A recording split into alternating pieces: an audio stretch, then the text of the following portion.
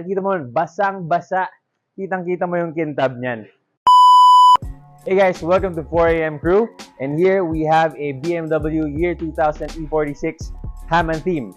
So as you can see, 24 years old na yung auto natin. So hindi na ganun ka-pristine yung paint job nito, lalo na black, 'di ba? Kitang-kita yung mga hairline scratches and 'di ba, imperfections kumbaga.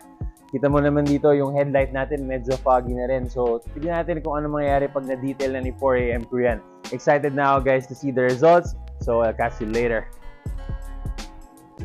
And ito na guys, wow! Sobrang ganda ng resulta ng paint ceramic coating and detailing natin dito sa 4am Crew.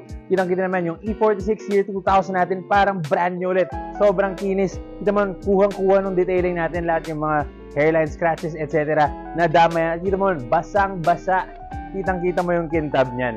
So, saan ka pa? See you guys at 4am Crew.